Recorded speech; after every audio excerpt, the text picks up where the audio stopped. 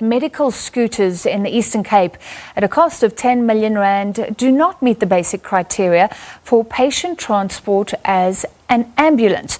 That was in response to a written parliamentary question from the DA, which wanted details on whether the scooters were suitable for patient transport. Well, on the line, we have DA MP Siviwe Gwarube. MP, thank you for being with us. What was the question exactly that you posed to the Health Minister? So it was very important, good evening to your viewers. It was very important for us to ascertain exactly what kind of process has led to the Eastern Cape essentially putting out the tender for what we view as just glorified wheelbarrows that would now be effectively replacing the ambulances, as it was said on the launch. And so we asked particularly whether or not these meet basic patient transport regulations, because we know that EMS is bound by regs that speak to the conditions that under which patients can put it. We also know that what would be considered patient transport needs to meet a particular requirements. And so we asked particularly from the minister whether or not these are deemed to meet those requirements, and whether or not they were aware, and he was aware personally, of the specifications that were made by the Eastern Cape in putting out this tender. And tell us more about the exact answer that you received.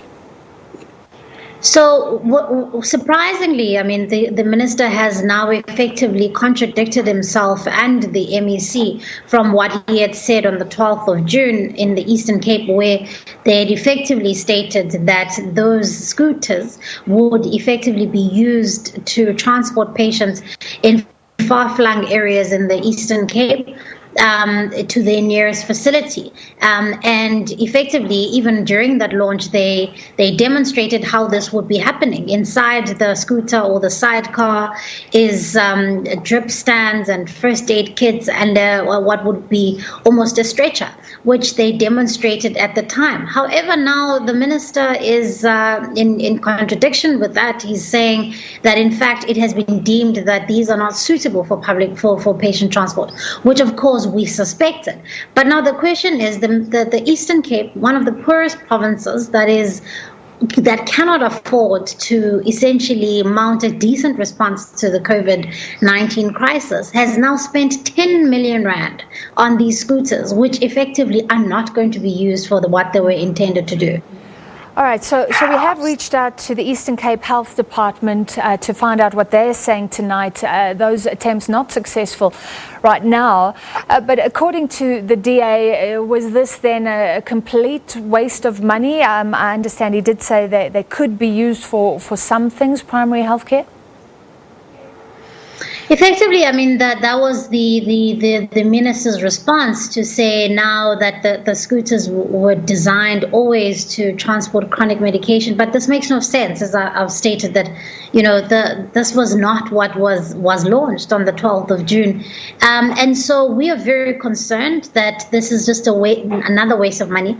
But you see, with even what the Auditor General has been saying around consequence management, we don't think that it is enough to simply acknowledge that the Eastern Cape has bungled yet another project and that 10 million rand has now gone down the drain. Somebody needs to be held accountable, and that money needs to be brought back. There are people in the Eastern Cape who are fighting each other for oxygen, who are fighting each other for beds, who don't have access to ambulances. And then they must hear that the government has invested or wasted 10 million rand on glorified wheelbarrows. That money needs to get back, and that the province needs to be placed under administration. All right. Thank you for your time. That was DA MP Siviwe Gwarube. And again, our attempts to get hold of the Eastern Cape Health Department have not yet been successful. Now, villagers near Kuruman in the Northern Cape are struggling to access healthcare facilities. Their local clinic, the only one in the area, still hasn't been fixed 3 weeks since strong winds blew off the roof. At least 5 villages rely on this clinic. It is the only relatively near clinic for the residents. When its roof was blown off, reportedly 3 weeks ago, residents were forced to find an alternative health facility. Our government is delaying to help us. The nurses have been reporting about this roof for a long time, but the district health officers did nothing to help us. Our government needs to help us with this clinic because our sick people are suffering and 5 villages rely on this clinic and they are all suffering. Residents at this far-flung village are mostly unemployed, relying on grants. The closure of this clinic means that they have to pay for transport or walk a long distance to get medical care. The closest clinic is about 6 kilometers away.